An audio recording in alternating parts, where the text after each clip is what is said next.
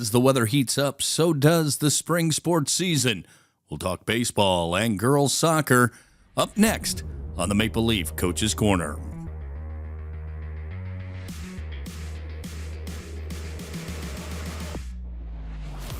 With us on the line now is boys baseball coach Kyle Bass. And coach, it's been an explosive few days, the last 4 games, as the Maple Leafs have finally got their bats going, beating Quincy, losing to Orion, and then beating Quincy again in Macomb this past Friday. But you have to be happy the way the bats have really sparked the last 4 games. Oh my gosh, absolutely. Quincy, last Monday we won 15-0, and that game we had 16 hits. The next game we came out and we played on Tuesday night at Orion and just cold, windy weather, but we put up 13 runs but lost a tough one there. We battled back in the top of the 7th and took the lead, and then Orion just kind of scrapped in the bottom half and found a way to win. So 13 runs in that game. The next game against Quincy, we won 5-4. That was a really exciting game. Then after that, we had Macomb on Friday, and we put up 9 runs in that. So it definitely does feel like the approach at the plate has turned the corner, and the guys are seeing the ball now. And I think some of it too is some of the younger guys or newer guys to varsity now are getting the amount of pitches they need to see to kind of understand what varsity pitching looks like, and they're starting to really hit the ball. So it's exciting right now. Let's go back to that game last Thursday when you played Quincy. A dramatic end. Cruz Ludwig with the solo home run in the top of the 7th, your leadoff hitter, who is your DH. Big home run to give you that conference win.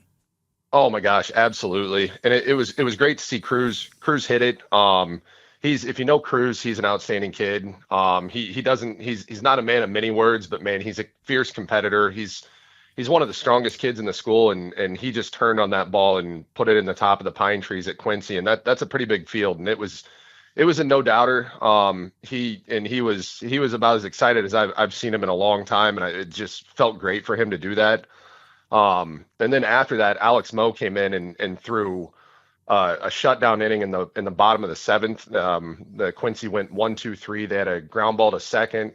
Then he struck out the next batter, I think on 5 pitches, and then had a fly ball to right field to end the game. So that was just an outstanding way to finish that one. And you carried that momentum into Friday night. A big first inning, scoring 4 off of Macomb. And you gave up 4 later in the game, but you didn't had a 1-run inning and then another 4-run inning.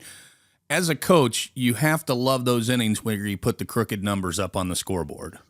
Yeah, and that's been something we were preaching about towards the start of the year, where we were getting tons of runners on base. I think we had a game where we had bases loaded 3 different times in one game and didn't manage to get anybody across, and it's those crooked numbers, and also responding to when the other team puts runs on the board, we got to go win the next half inning. So we need to respond then.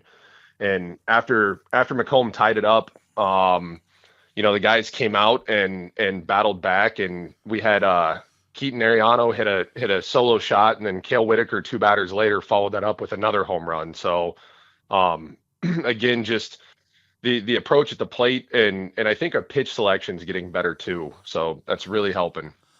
This week, this airs on Tuesday, so weather permitting, you would have played a game last night against Moline, and then tomorrow night you will be at Moline High School, Metamora on Thursday, then you're at Bennett Academy on Saturday for a varsity JV doubleheader. The conference games Monday and Wednesday. As a traditionalist that's been around the Western Big Six Conference a long time, this year the games no longer on Saturday with doubleheaders. They're Monday, Wednesday, split up games usually. There's some people, there's a mixed opinions on that. How do you feel about that, playing single games and not playing that Saturday doubleheader against your conference foes? I agree with the traditionalists a little bit on, there was something special to playing your Saturday doubleheaders and spending the afternoon at the ballpark. I think that the tradition of that's awesome. It was always fun, when you're going to spend the day at the park, but from a coaching perspective, I personally like the Monday Wednesday side of things. I think as far as pitching, it opens up some interesting possibilities. It also gives us the opportunity on Saturday to go to Bennett Academy. So it opens up some non-conference things where we can travel a little bit more and play some, good non-conference competition that we may not have the availability to on a weeknight just based on travel distance, and get out there and see some other teams to prepare for post-conference. So, at this point, I like it. I think it's good for us to get our pitchers on schedule. We've got a reliever, Peyton Hofer, that's just been throwing outstanding. And, if he comes in and throws an inning or two on a Monday, he gets a day rest and he can come in and be a reliever again on Wednesday. That's kind of hard to do to a guy on a Saturday if they throw the first game and then sit for a little bit and then come back and try to throw the second game. So I think it opens some interesting possibilities for pitching. But overall, it's been great so far.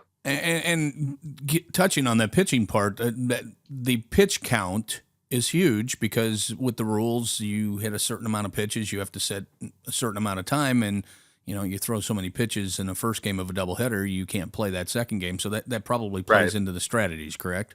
Oh, absolutely. I mean, it can work in your advantage, but you still have to deal with the pitch count.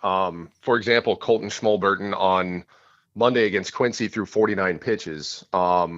He wouldn't have been available on Wednesday, but with the rain out and playing on Thursday, he was eligible for 60 pitches. But we're not going to use him because he's throwing Monday on against Moline. That's the game plan. But he was available for 60. So based on having some space between games, it opens up some interesting scenarios with your pitchers. But it does make it something where you definitely have to manage it more as a coach throughout the week, because your mindset in the past was these are our Saturday guys. Well, now you've got a Monday, Wednesday guy, and so you're really thinking through how does your pitching schedule work, over kind of a longer amount of time. So, but I think there's pros and cons to it. Overall, I like it for pitching so far. So it's been good. So, Coach, 5-6 on the season. You have to be happy in the way upward trajectory, and with 3-1 in the last 4 games, and moving forward as you head into that heart of that conference season. Oh, absolutely. We started off. We went to Memphis. We went 1-3 down there, but 2 of those games were 1-run losses. One to Althoff Catholic, who's a good baseball team, and 1 in 8 innings to Mattoon High School. And then 1 run in the bottom of the 7th against Orion. So 3 of those 6 losses are 1-run games. So we're right there on turning the corner, and I think we're trending in the right direction. So it'll be a fun week this week with Moline and Metamora and Lyle Bennett Academy. I mean, some good baseball to be played this week. So, well, good luck this week. We'll talk to you later next week and preview the next week, and hopefully 4 wins for the Maple Leafs this coming week. That would sound great. Baseball coach Kyle Bess. Up next, we'll have girls soccer with Harvey Morton. Stay tuned. Keep up to date with all that's going on in Geneseo at GeneseoCurrent.com. On the line now, we have Geneseo girls soccer coach Harvey Morton. And Coach, 2-2 on the season, 1-1 in Western Big Six conference play. Started the season losing to Peoria Notre Dame, the team that knocked you out of postseason last year. Beat Moline in the opener of the Western Big Six conference 5-0. Then you beat Dixon 5-1 and lost to UT and 3-1 in Western Big Six conference play. So in those wins, no shortage of goals with 5 goals apiece. Yeah, I think, we learned a lot of stuff in our first game against a very good team in P&D. Came back and responded and worked on some things and got our offense back on track. The defense, we talked about early on preseason that you had 2 very known opponents in those first 2 games. And last year, you might have been a little surprised in the first game against Moline or weren't ready, but it seems like you were ready and made those adjustments and got your girls ready for Western Big Six conference play. Yeah, we talked about it before the season, and that was one of our, gain points is to come back ready for that team, for the opening of the Western Big Six season. So I thought the girls responded well, played hard. We finished well that game. Something we were very worried about. You played a lot of games right there in a quick stretch, 4 in a little over a week. Had a week off. When this podcast airs on Tuesday night, you'll be taking on Galesburg at home at the Galesburg or the Geneseo High School soccer pitch, but it's also autograph night. So it's a good night for the community to come out and see the girls on the pitch and get their autographs afterwards.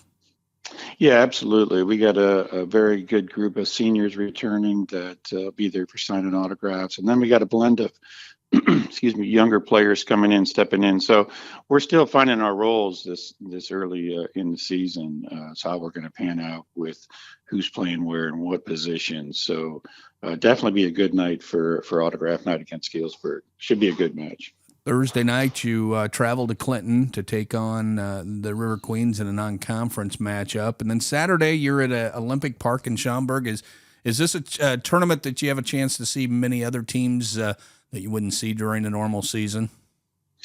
Yeah, I think this is our third year going back to this tournament. A lot of the teams that we'll play. We'll play 2 Chicago teams that we never see.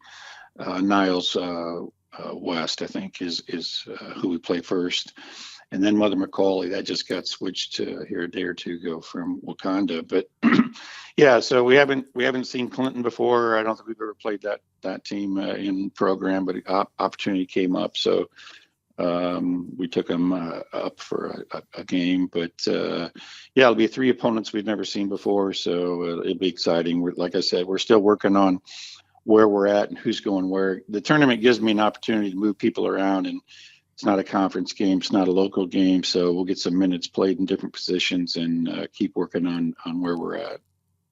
Early on in the season, having this week off between the last game and the game against Galesburg, having that week off to work on the fundamentals and to get things fine-tuned, how big is that? It's huge. To add to just in position play and practice is getting healthy and staying, ready for the next game. We're a pretty small rostered varsity with a lot of youth coming off the bench in replacement. So understanding what we want to do and putting the girls through the paces on the field as far as where they need to be in certain situations. And when you get some days like that where you can just practice every day, it helps a lot moving forward. So I think we'll be prepared on Tuesday and Thursday, and and then going into the tournament, that'll also help. We got 3 games coming up pretty quick. So good luck heading into those games this week. We'll talk later and hopefully have some 4 victories to talk about as the girls progress throughout the season. I appreciate that. Yeah. Thank you. That wraps up another edition of the Maple Leaf Coaches Corner. Maple Leaf Coaches Corner is brought to you by the Geneseo Current. The executive producer is the Geneseo High School Athletic Department. I'm your host, Bill Horrell, and we'll see you in the bleachers.